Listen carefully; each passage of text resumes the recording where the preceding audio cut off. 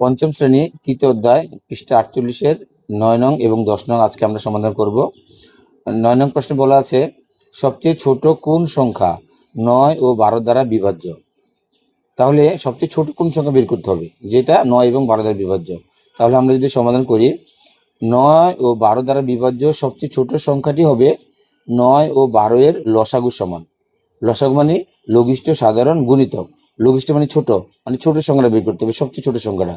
তাহলে আমাকে এখানে লসাগু প্রক্রিয়ায় বের করতে হবে। তাহলে আমি যদি এখানে 9 এবং 12 লসাগু করি, 3 দিয়ে করলে 3 থেকে 9, 3 4 12, তাহলে আমাদের থাকতেছে কি 3 গুণন 3 গুণন 4, অর্থাৎ নির্ণয় লসাগু হবে 3 গুণন 3 গুণন 4, অর্থাৎ 3 থেকে 9, 4 4 9 36। আমার লসাগু হবে 36। যদি লসাগু যদি 36 হয়, অর্থাৎ আমার সর্বনিম্ন সংখ্যাটি হবে 36। 10 নম্বর বলা আছে পঞ্চম শ্রেণীর 18 জন ছেলে ও 27 জন মেয়ের মধ্যে সমানভাবে ভাগ করে দেওয়ার জন্য সর্বনিম্ন কতটি চকলেট লাগবে।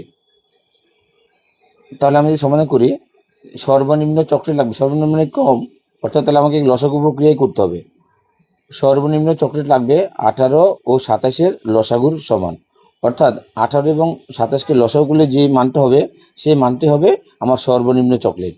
তাহলে এখানে 18 এবং 27কে লসাগু করলে প্রথমে 3 দিয়ে করি, 318, 3 27, আবার 3 দিয়ে করলে 3 গুণে 6, 3 থেকে 9, তাহলে আমি পাইতেছি 3 3 2 3, অর্থাৎ আমার নির্ণয় লসাগু হবে 3 গুণন 3 গুণন 2 গুণন 3, অর্থাৎ 3 থেকে 9, 9 দুগুণে 18, 3 18 54, অর্থাৎ আমার সর্বনিম্ন চকলেট লাগবে 54টি। উত্তর 54।